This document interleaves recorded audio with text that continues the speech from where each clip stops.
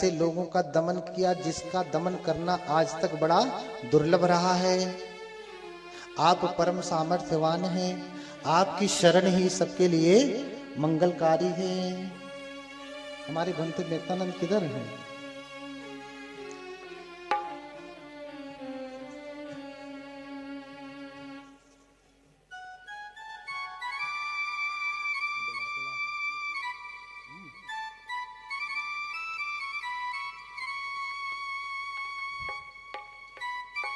बोलिए भगवान बुद्ध की।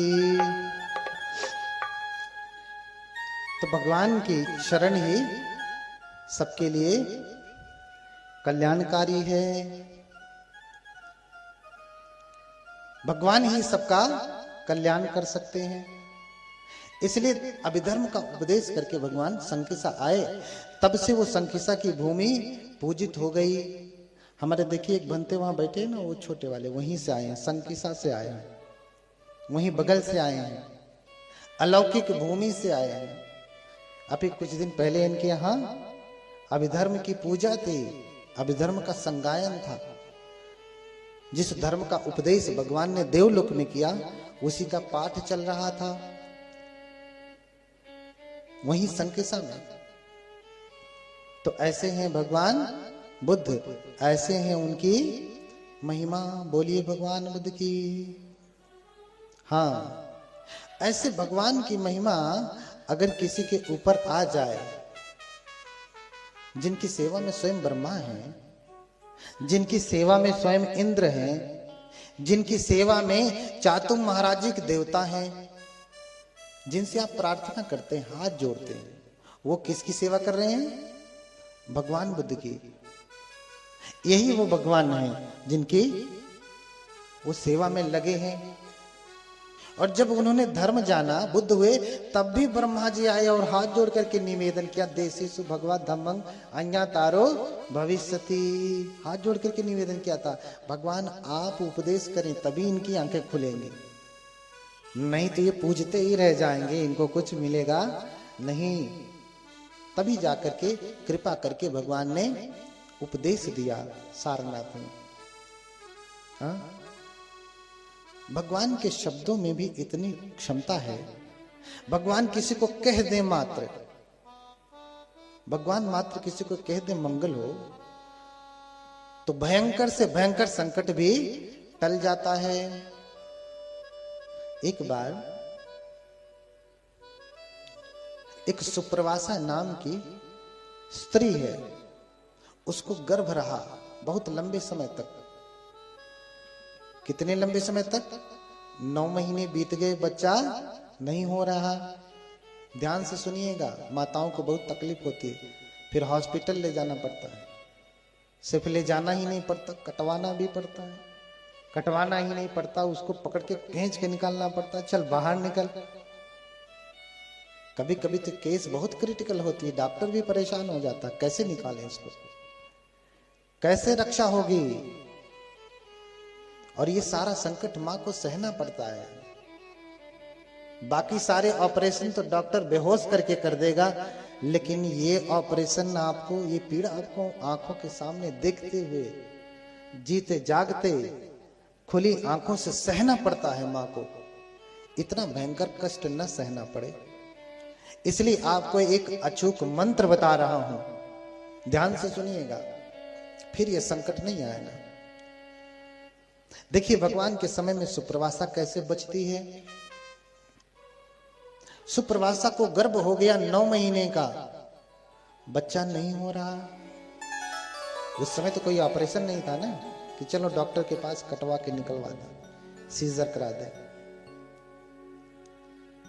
10 महीने हो गया, बच्चा नहीं हो रहा। 9 महीने के बाद एक दिन भी माता के लिए सुखदायी हो सकता है?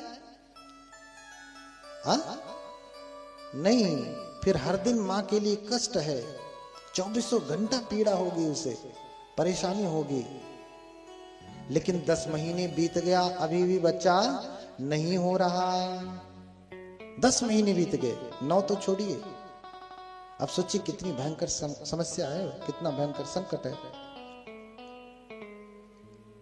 10 महीने बीत गया, अभी भी बच्चा नहीं हो रहा है। सारे उपाय कर लिया, सारे मंत्रों का जाप करवा लिया, सारी पूजा पाठ जो भी करना था सब करवा लिया, कुछ आराम नहीं हो रहा है। उस समय आज के जैसे डॉक्टर नहीं थे, जो औषधियां खानी थी औषधि खा लिया, लेकिन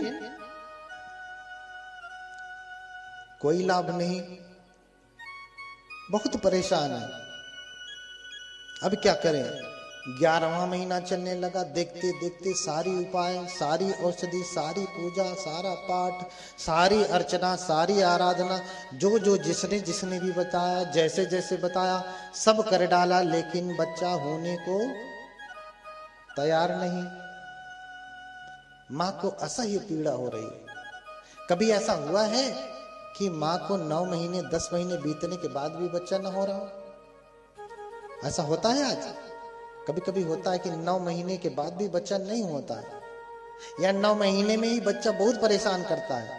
अभी पीड़ा शुरू हुई फिर बंद हो जाती है, माँ खूब छटपटाई फिर बंद पीड़ा, फिर 2-4 दिन बाद फिर पीड़ा हुई, माँ खूब छटपटाई फिर बंद, खूब नौटंकी चलती है पीड़ा की। माँ को बहुत तकलीफ होती है उस समय, माँ बहुत परेशान होती है। परेशानी गर्भ से संबंधित चाहे जैसी भी है, उसके लिए अचूक मंत्र है, उसके लिए अचूक मंत्र है। देखिए 11वां महीना चलने लगा लेकिन बच्चा नहीं हो रहा। 11वें महीने में किसी ने कहा कि अरे जाओ, इस समय श्रावस्ती में भगवान बुद्ध ठहरे हुए हैं, उनके वचन मात्र में भी औषधि है। हाँ, वचन मत्तम भी औषधम, उनके वचन मात्र में भी औषधि है। अगर वो कह देंगे तो सारी पीड़ा डाउन हो जाएगी, सब पीड़ा खत्म हो जाएगी। लेकिन अब 11 महीने का हो गया, वो महिला चल नहीं सकती, इसलिए अपने पति को भेजती, सुन रे ब्राह्मण जा, ऐसे ही बोलती है, सुन रे ब्राह्मण जा, मेरी तरफ से भगवान बुद्ध को प्रणाम करना। उसकी चलती थी घर में, उसके सामने ब्राह्मण हाथ जोड़ के खड़ा रहता था। तो आदमियों की सारी सरकारें चलती हैं, पूरे देश में आदमी सरकार चला सकता है, लेकिन गृह मंत्रालय उसके हाथ में नहीं है, वहां तो उन्हीं का शासन चलता है। तो कहती है, सुन रे ब्राह्मण जा, मेरी तरफ से भगवान बुद्ध को सिर से प्रणाम करना, मेरी तरफ से जाना और पंचांग प्रणाम करना भगवान को, और कहना कि भगवान सुप्रवासा आपका कुशल मंगल पूछती है, और सुप्रवासा 11 महीने के गर्भ से परेशान है, बच्चा जन्म नहीं ले रहा है, भगवान आप अनुकंपा करें। ब्राह्मण जाता है, भागा भागा भागा भागा जाता है, जाने में उसे 5 दिन लग जाते। जाने में कितना लगता? 5 दिन लग जाते। और पहुंचता तो भगवान को दूर से ही देख करके बड़ा प्रसन्न होता। कहीं पे उसने आराम नहीं किया था, चलते हुए आ रहा है, चलते हुए आ रहा है, क्योंकि रुकेगा तो ज्यादा विलंब होगा, विश्राम करेगा तो 5 की बजाय 10 दिन लगेगा। इसलिए भागा भागा आया, थका हारा, लड़खड़ाते हुए भगवान को दूर से देखा, भगवान के चरणों में जाकर के गिर जाता है, लिपट करके रोने लगता है, भगवान भगवान रक्षा करें, रक्षा करें। भगवान बोले, क्या हुआ ब्राह्मण? बोले, भगवान मेरी पत्नी आपके चरणों में वंदना करती है, आपका कुशल मंगल पूछती है, अभी उसे 11 महीने का गर्भ हो गया, बच्चा जन्म नहीं ले रहा है, भगवान आप कृपा करें। भगवान उसकी प्रार्थना सुन करके भगवान मुस्कुराते और वहीं तुरंत ही उसको आशीर्वाद देते। क्या आशीर्वाद देते? सुखिनी हो तू सुपवासा कोलीयधीता आरोगा आरोगम पुत्तं विजायतु। क्या कहता है? क्या कहते भगवान? सुखिनी हो तू सुपवासा कोलीयधीता आरोगा आरोगम पुत्तं विजायतु। कहते हैं कि ब्राह्मण सुप्रवासा सुखी हो जाए, दर्द पीड़ा से मुक्त हो जाए और सुखपूर्वक पुत्र को जन्म दे। देखिए ब्राह्मण ने मांगा एक, मिला क्या? कितने? दो। क्या दो मिले? एक तो सुप्रवासा पीड़ा से मुक्त हो गई, दूसरे बच्चे को जन्म दिया। तो किसको जन्म दिया? पुत्र को। पुत्री नहीं, लोग पुत्र चाहते थे पहले भी और आज भी चाहते हैं कि पहले हो तो क्या हो? पुत्र हो और पुत्री ना हो, जबकि कोई भेद नहीं।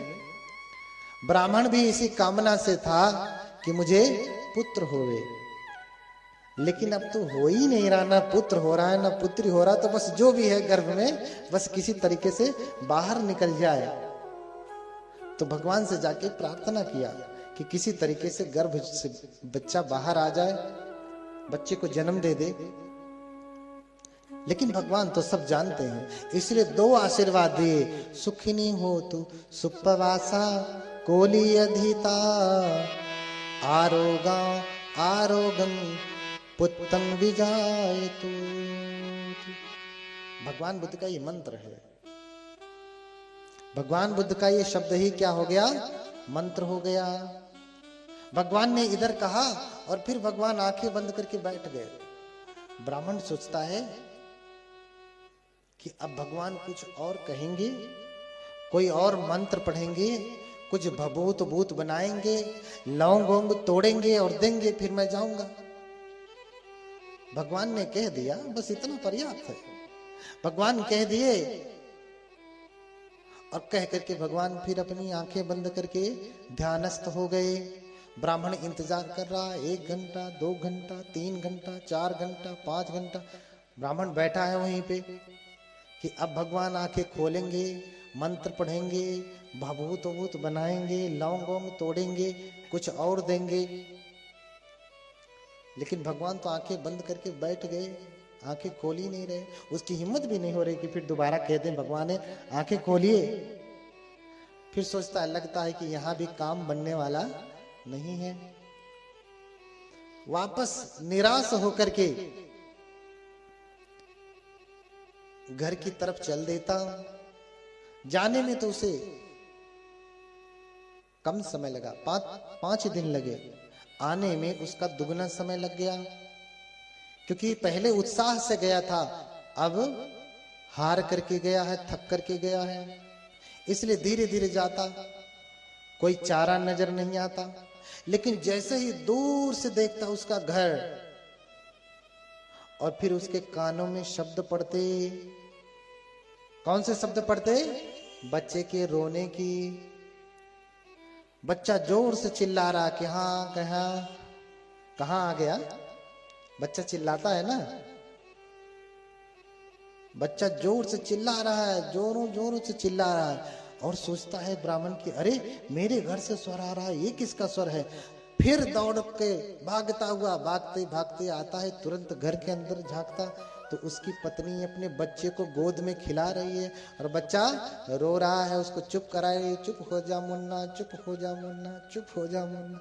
और वो चिल्ला रहा है। इतना बदमाश तो था ही जो इतने दिन तक गर्भ में माँ को परेशान किया, अब बाहर आके चिल्ला के परेशान कर रहा है।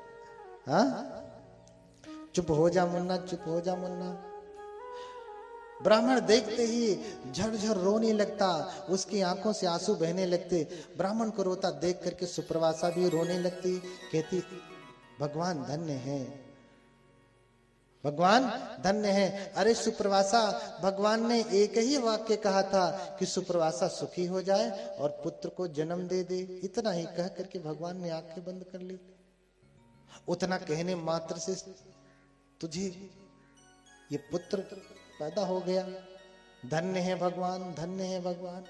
दोनों जाते और फिर भगवान बुद्ध को 7 दिन के लिए भोजन के लिए निमंत्रित करते, भिक्षु संघ सहित। देखिए, जब किसी के यहाँ कोई काम सिद्ध होता है ना, कोई मनौती मांगता है, तो कम से कम अपने घर पे 7 दिन का भोजन रखता है कि 7 दिन मेरे यहाँ भिक्षु संघ आए, भोजन करें। लोग भोजन दान करते हैं, जो भी उनके पास सामर्थ्य होता है 7 दिन तक दान करते हैं। क्यों? क्योंकि इतनी बड़ी मनौती पूरी हुई। यहां तो मनौती पूरा हो जाए, पहले भगवान पूरा करिए फिर। हाँ, पहले मनौती पूरा करिए। पहले आप शर्त रखते हैं कि पहले काम ये करो, पहले हमारा काम भगवान बुद्ध ये कर दें। एक उपासिका यहीं बैठी है, दान देने वाली भी हैं, इसी में से हैं, नाम नहीं लूंगा, वो समझ जाएंगी। उन्होंने कुछ दान दिया और हमने कहा कि आप तो इतनी सामर्थ्यवान हैं कि स्वयं भगवान की कथा लगा सकते। बोले हाँ बनते, आशीर्वाद दीजिए, मेरा ये काम हो जाएगा तो मैं लगाऊंगी। क्या कहा? हाँ बनते, आशीर्वाद दीजिए, कोई काम बताइए, काम हो जाए तो मैं कथा लगाऊंगी। भगवान बुद्ध का धर्म सुनना, वो भी शर्त से। शर्त ये है कि ये काम भगवान करें तब मैं उनका धर्म सुनेंगी, नहीं तो कोई। हाँ, पहले मेरे जीवन का ये काम हो, ये दुख दूर हो, तब मैं भगवान को मानूंगा, मानूंगी, अन्यथा मैं मानने वाली नहीं है। जब दुख आता तो सब लोग चिल्लाते हैं, लेकिन सुख में नहीं। जानते हैं कबीरदास क्या कहते हैं? क्या कहते हैं? दुख में सुमिरन सब करें, सुख में करे न कोई। दुख में सुमिरन सब करें, सुख में करे न कोई। जो कबीर सुख में करे, तो दुख काहे को हो कबीरा, दुख काहे को।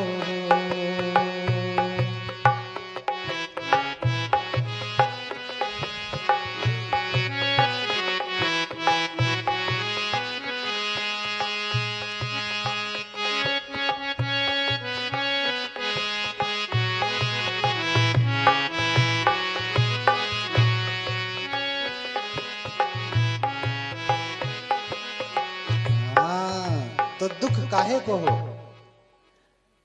दुख में तो सुमिरन सब करते हैं, याद सब करते हैं भगवान को, दुख में कथा सब सुनते हैं। यहाँ 80% लोग इसीलिए कथा सुन रहे हैं क्योंकि उनके जीवन में दुख है। दुख में तो सभी सुनते हैं। सुख वाले बैठ करके मस्ती कर रहे हैं, जब उनके जीवन में दुख आएगा अभी हम क्यों जाए? जब आएगा तो जाऊंगे भगवान के पास। लेकिन कबीरदास कह रहे हैं कि दुख में सुमिरन सब करे, सुख में करे ना कोई। अजो सुख में सुमिरन करे, तो फिर दुख काहे को होए। हाँ, सुख में ही हम सुमिरन कर रहे हैं कि हे भगवान आपकी कृपा, आपकी अनुकंपा हम पे बनी रहे, तो दुख काहे आएगा?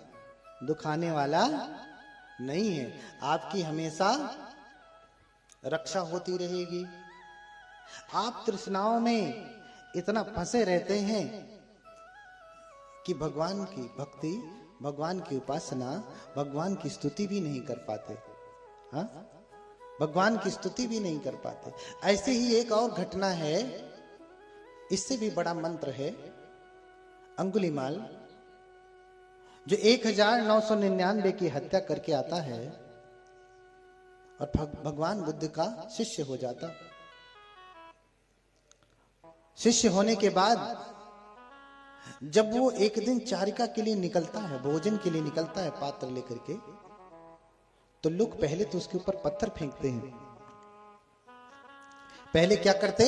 पत्थर फेंकते। क्यों? क्योंकि अंगुलीमाल एक हत्यारा था, बहुतों की हत्या किया उसने।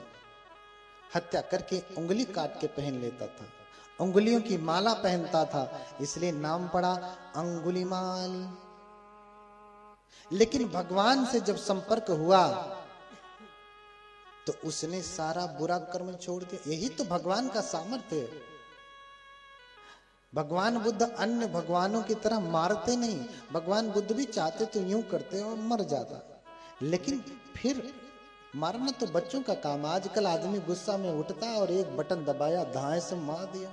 तो बच्चों का काम है। मारना हर कोई मार सकता है। इसमें बैठा हर एक व्यक्ति किसी दूसरे को मार सकता है, ये तो सामान्य जन भी कर सकते हैं। लेकिन इसमें बैठा हर एक व्यक्ति किसी डाकू को संत नहीं बना सकता। यही नहीं, जिन जिन को भी आप भगवान कहते हैं, उनके भीतर भी ये सामर्थ्य नहीं कि किसी बिगड़ैल व्यक्ति को, किसी असुर को वो संत बना दें। कभी सुना कि उसे रास्ते पे ला दें?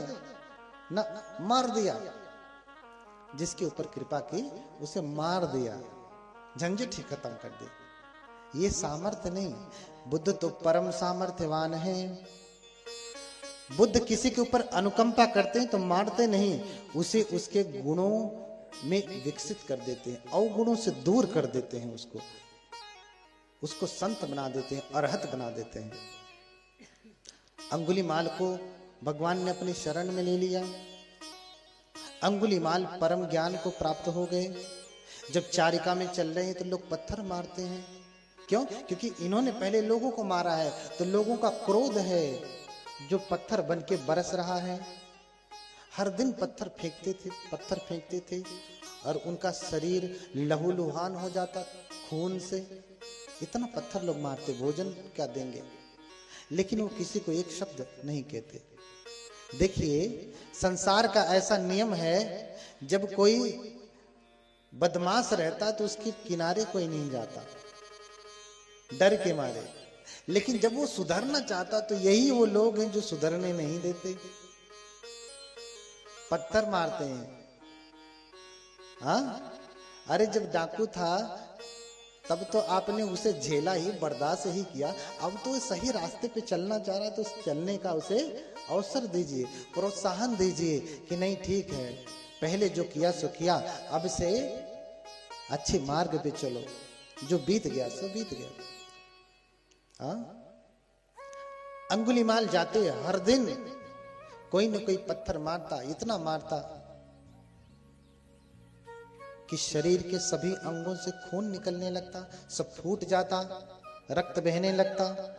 लेकिन फिर भी चूंकि परम ज्ञान को प्राप्त हो चुके हैं तो लोगों के ऊपर करुणा करते और ये समझते कि जो लोगों को मैंने कष्ट दिया है वो लोग पत्थर मार मार करके मेरे पापों को काट रहे हैं, इसलिए शांति पारमिता का अभ्यास करते हुए लोगों के फेंके हुए पत्थर को भी सहन कर जाते। एक दिन रास्ते से गुजर रहे हैं, ध्यान से सुनिएगा, महत्वपूर्ण बात है।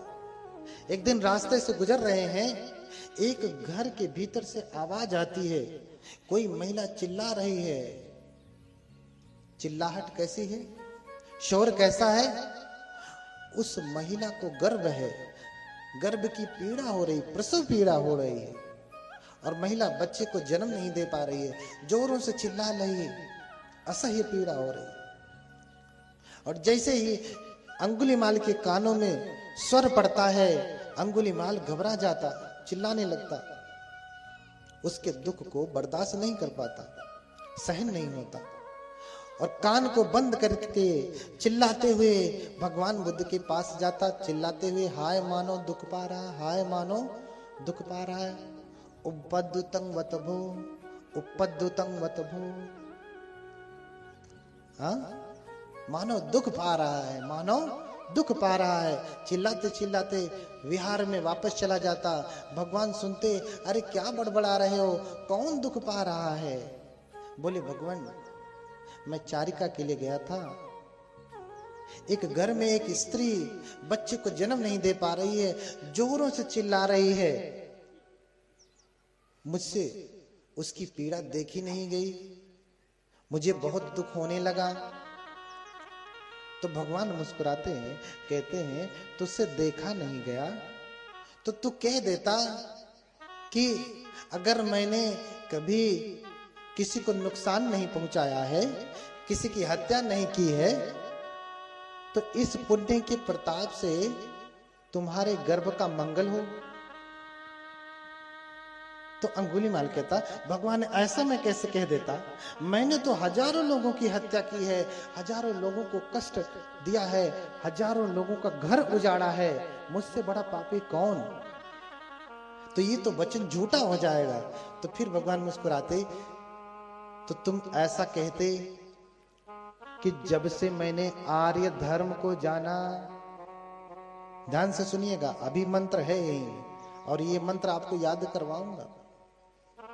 हाँ, जब से मैंने आर्य धर्म को जाना, तब से मैंने किसी की भी हिंसा नहीं की, किसी की भी हत्या नहीं की। इस सत्य वचन से तेरे गर्भ का कल्याण हो। तो तू ये मंत्र क्यों नहीं बोला? बोला हाँ भगवान, जब से मैंने आर्य धर्म को जाना, अर्थात जब से मैं भगवान बुद्ध की शरण में आया, तब से मैंने छोटे से छोटे चींटी की भी हत्या नहीं की, ना तो उसको नुकसान पहुंचाने की भावना भी की कि इसका नुकसान हो जाए। मैंने सबका ही मंगल चाहा है। बोले भगवान, तो तूने ऐसा चाहा है तो जा करके अपने इस तपोबल से उसे आशीर्वाद दे और ये मंत्र पढ़। जाके द्वार के सामने ये वाला मंत्र पढ़ना। कौन सा मंत्र? ध्यान से सुनना। यतोहं भागिनी, यतोहं भागिनी अरियाय जातिया जातो, नाभिजानामि सच्चिच पाणिनं जीवितं ओरोपेता। बोलिए भगवान बुद्ध की करुणा हो। यही मंत्र है, रिकॉर्ड कर लीजिए, सुन सुन करके याद कर लीजिए, नहीं तो लिख लीजिए। जब आपको परेशानी हो तो आप ये मंत्र जपिएगा। अंगुलीमाल द्वार के सामने जाता, जिस स्त्री को गर्भ था, द्वार के सामने हाथ जोड़ करके खड़ा हो जाता। यतोहं भागिनी अर्याय जातिया जातो, ना भी जाना मी संचिच पाणिनम जीविता ओरोपेता। और जैसे ही अंगुलीमाल इस मंत्र का जप करते ही उस महिला की प्रसव पीड़ा शांत हो गई। देखते ही देखते उसने संतान को जन्म दे दिया।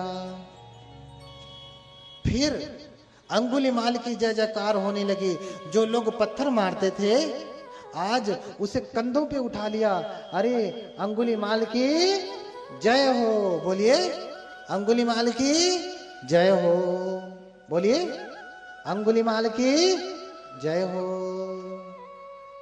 अरे अंगुलीमाल ने एक मंत्र पढ़ा, यतोहं भागिनी अर्याय जातिया जातो, ना भी जानामि संचिच पाणिनम जीविता ओरोपेता। इसके मंत्र पढ़ते ही उसके गर्भ की पीड़ा शांत हो गई और उसने बच्चे को जन्म दे दिया। ये अंगुलीमाल परम तपस्वी हैं, परम सामर्थ्यवान हैं। बोलिए भगवान बुद्ध की। तब से लेके आज तक जब जब कभी किसी बौद्ध देश में माताएं गर्भवती होती हैं, आप श्रीलंका में चले जाइए, 1000 में से कोई एक ही ऐसी स्त्री होगी जिसको सीजर कराना पड़ता है, हाँ, या कोई और मेडिकल ट्रीटमेंट लेना पड़ता है बच्चे को जन्म देने में। चूंकि श्रीलंका बौद्ध देश है, म्यांमार बौद्ध देश है, थाईलैंड बौद्ध देश है। मैं इन देशों में रहा हूं, जानता हूं, उनकी संस्कृति को देखा हूं कि बौद्ध धर्म कैसे कैसे है। उनके यहाँ जब स्त्री गर्भवती होती है, प्रसव का समय जब शुरू होता है, उसी समय वो किसी विहार में आती हैं, पानी लेकर के, बोतल का पानी या ऐसा पानी, स्वच्छ पानी लेकर के आती हैं और बनते फिर परित्राण करते हैं। परित्राण करने के बाद इस मंत्र से उस जल को अभिमंत्रित करते हैं और फिर वो जल, वो पानी दे देते हैं। वो महिला को ले जाके पिला देती हैं। महिला सुखपूर्वक बच्चे को जन्म देती हैं। तो मंत्र फिर से सुनिए, हाथ जोड़िए।